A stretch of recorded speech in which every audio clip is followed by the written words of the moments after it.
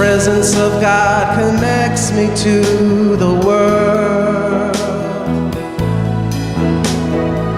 I feel the oneness with everyone I see. I'm living it now.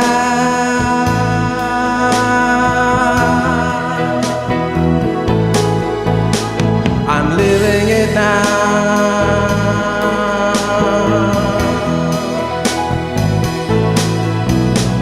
I'm living it now.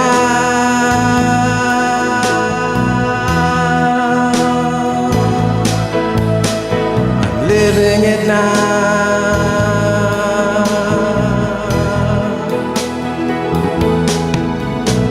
I'm living it now.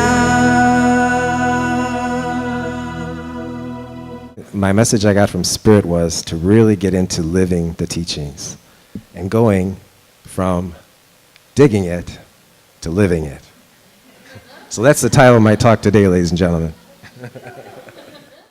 When we go out and do our jobs, hang with our families and our friends, everyday life, we tend to go on automatic pilot sometimes and just forget about the teachings. I know I do.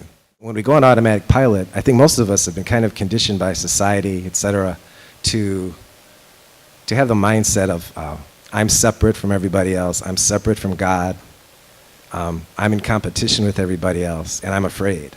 So that's kind of the background chatter that's in our minds. So it's a matter of letting that all go and adopting the new mindset that we learn with the teachings of we're one with God, we're one with each other, we're not in competition, there's an unlimited amount of abundance and we're here to give. And it involves spiritual practice and also extending these practices into everyday life.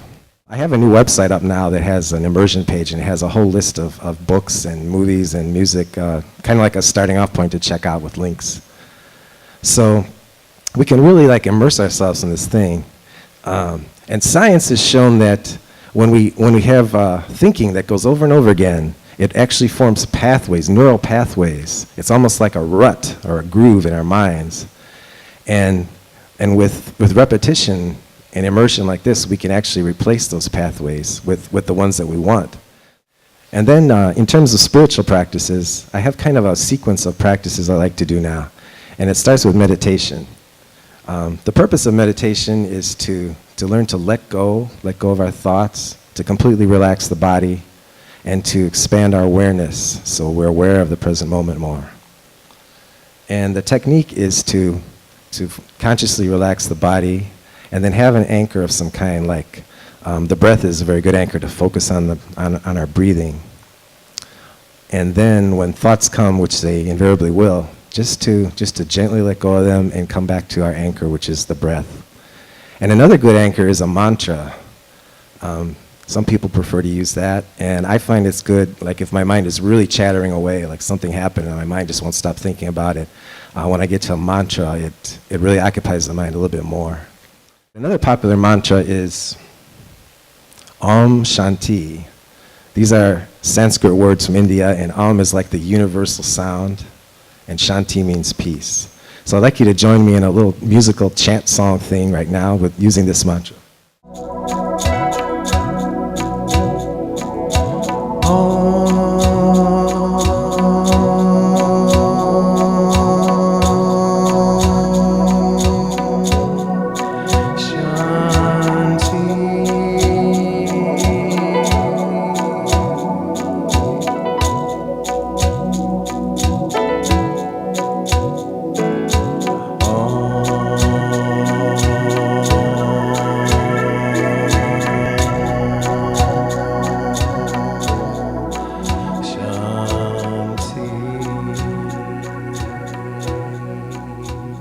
So after a few minutes of meditation, I start to feel relaxed, the mind starts to calm down a little bit. I turn into what's called contemplation.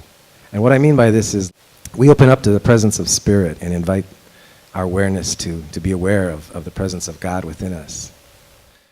I use the chant I mentioned before, loving Spirit, just kind of sing that mentally one time and then just relax and really open up and just allow this presence to come in. And then I found when I started to let those blocks go And I felt the presence of spirit, this loving presence come inside.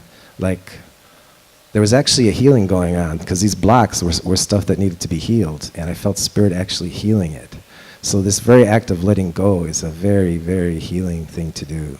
And then we open up and we can commune with this divine loving source. So we've done some meditation, we've connected with the presence, we've let go of our blocks. And the next thing I do in my daily practice is guidance.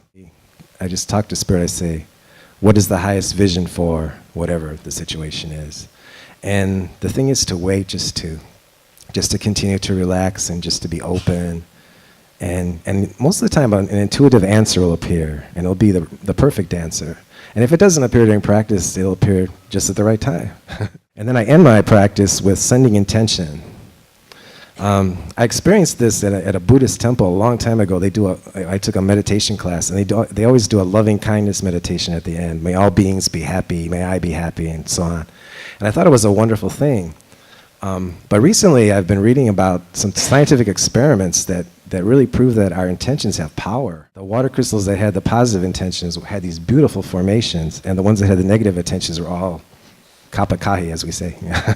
And also this thing called the Maharishi effect. They had a bunch of meditators go to Washington, D.C. during a time where it was traditionally a really high crime period. And they sat in meditation, and they did a careful study of it, and the crime had actually went down. So remember, our intentions really have power. I just send intentions for peace and prosperity for everyone, for myself, for everyone I know, for the entire world.